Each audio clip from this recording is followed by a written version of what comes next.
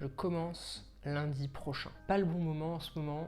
Dans quelques semaines, ça ira mieux. Ce genre de phrases, tu les connais et tu les as déjà utilisées. On l'a tous déjà fait, moi aussi, toi aussi, ton voisin, c'est normal. Laisse-moi te présenter ton futur toi. Ton futur toi, il est magnifique. Il a de l'énergie, il a du temps, il a de l'argent, il a de la réussite, il a beaucoup de volonté et il a surtout énormément de motivation. Le seul problème, c'est que ton futur toi est un très grand menteur et manipulateur. Si, je t'assure.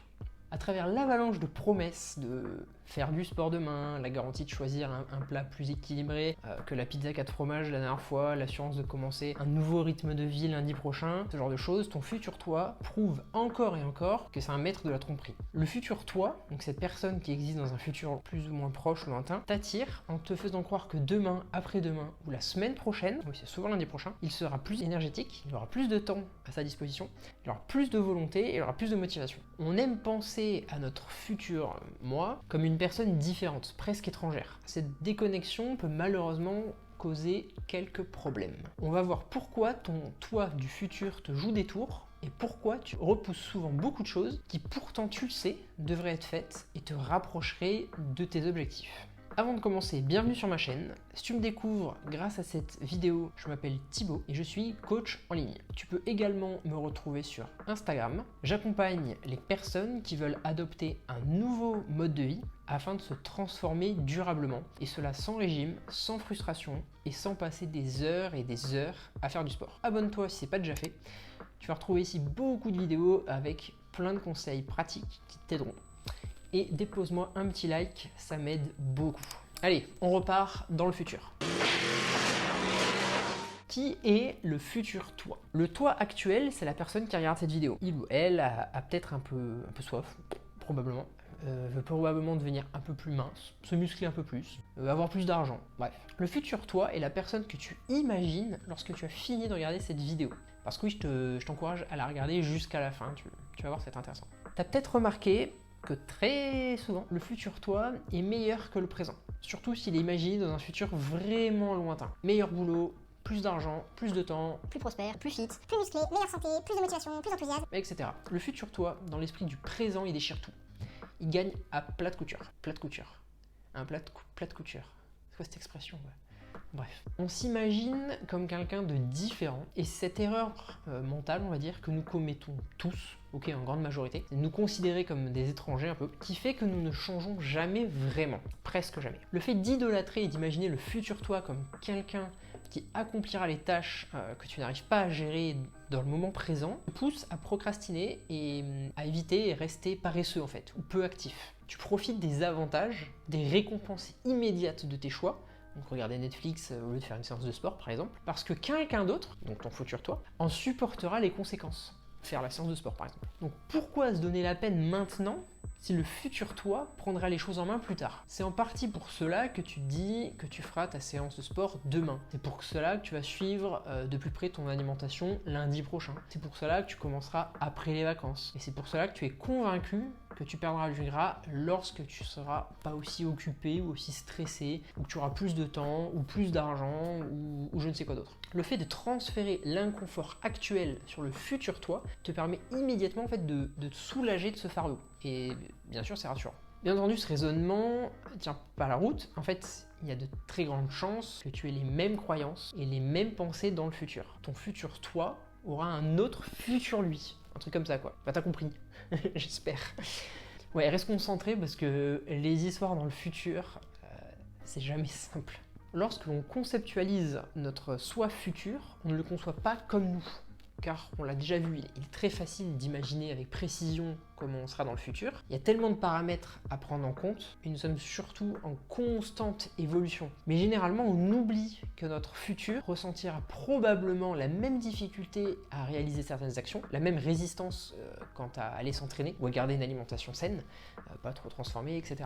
Et ça cause plus de problèmes que nous aimons le croire. Car tu peux être presque sûr que tu ressentiras la même apathie pour prendre une décision qui correspond à tes objectifs, que ce soit demain, la semaine prochaine ou après les vacances. Ça sera pareil. Lorsqu'on se fixe des plans qui semblent lointains ou un peu abstraits, on ne tient pas toujours compte de toutes les subtilités de ce plan, ni de tout ce qui peut le perturber. On pense souvent que tout va bien se passer et que tout va se dérouler selon notre plan.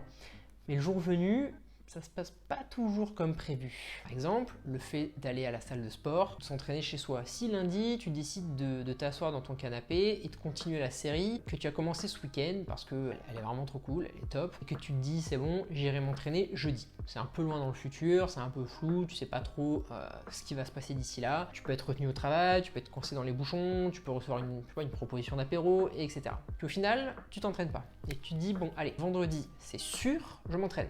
Devine quoi? Faux. Un autre biais qu'on a tous et qui nous pose problème, on se croit unique. Alors oui, on est unique, mais pas non plus tant que ça. Je t'explique. Est-ce que tu penses être, par exemple, un meilleur conducteur que la moyenne? La majorité des gens le pensent. Que tu le sois, oui ou non, on s'en fiche. Ce qui est important, c'est que tu penses l'être. On pense souvent être meilleur que notre entourage. Et par conséquent, on pense que notre futur soi sera aussi plus intelligent, plus fort, meilleur, etc. Beaucoup d'entre nous pensent même qu'il sera même plus à même de combattre des problèmes de motivation, de manque de volonté, de paresse, de flemme, etc. Par exemple, le fait de commencer une diète, de déficit calorique par exemple, pour perdre du poids la semaine prochaine. Combien de personnes tu connais qui ont dit la même chose, elles commenceraient lundi, pour ensuite se retrouver le vendredi suivant à répéter exactement la même déclaration, parce qu'elles ont englouti 2 paquets de gâteaux, une tablette de chocolat et 2 pizzas en 4 jours, et sont pas allées à la salle de sport une seule fois. Bon, c'est peut-être un peu extrême, mais tu vois où je veux en venir. Dans ce cas, comment faire? C'est ça qui compte quand même. Il s'agit de vaincre le futur toi. Le futur toi n'aidera que rarement le présent toi. Comme je t'ai dit, le futur toi, c'est plutôt un menteur, souvent en tout cas. Premier point, si tu peux le faire maintenant, fais-le maintenant. La croyance selon laquelle on terminera une tâche plus tard ou qu'on s'en sentira plus motivé quelques jours plus tard, c'est du bullshit. Ça ne fonctionne pas, désolé, mais c'est comme ça. Au lieu de te fier à ton avenir, il est temps de passer à l'action dès maintenant. L'action engendre la motivation et non l'inverse. Pense à rendre ces nouvelles habitudes aussi faciles que possible à réaliser. Par exemple, place ton sac de sport près de la porte d'entrée. Positionne tes légumes et tes sources de protéines en avant dans ton frigo. Les fruits en évidence sur la table de la cuisine. Prépare tes plats à l'avance, etc., etc.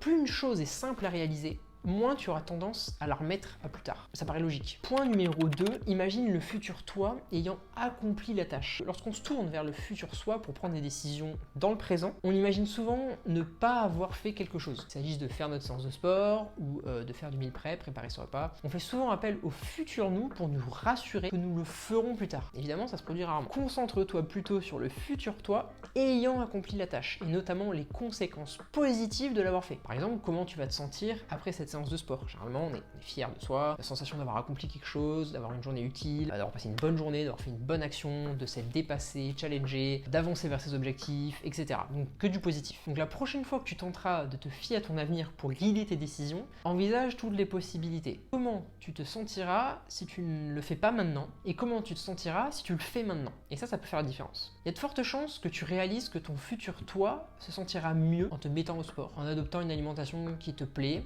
et qui t'aide à avancer vers tes objectifs. En résumé, le futur toi a juste besoin de l'aide du présent. Le futur toi, donc cette personne qui existe dans un avenir lointain, demain ou la semaine prochaine, il t'attire en te faisant croire qu'il sera plus énergétique, aura plus de volonté, plus de temps, etc. Mais rappelle-toi que l'humain est généralement mauvais pour prédire avec précision les pensées et les sentiments futurs. Et on croit souvent en fait qu'on est particulier, qu'on est unique, qu'on ne succombera pas aux problèmes comme les autres personnes. Au contraire, si tu peux accomplir une tâche maintenant, passe à l'action vraiment, de suite. Je te promets que ça en sera vraiment que bénéfique. C'était pas facile cette vidéo retour vers le futur. Bref, j'espère que c'était clair. N'hésite pas à me donner ton avis en commentaire. Je pense que c'est un sujet vraiment intéressant. Si la vidéo t'a plu, laisse-moi aussi un pouce bleu. Et surtout, passe à l'action. N'attends pas. Et sur ce, je te dis à la prochaine.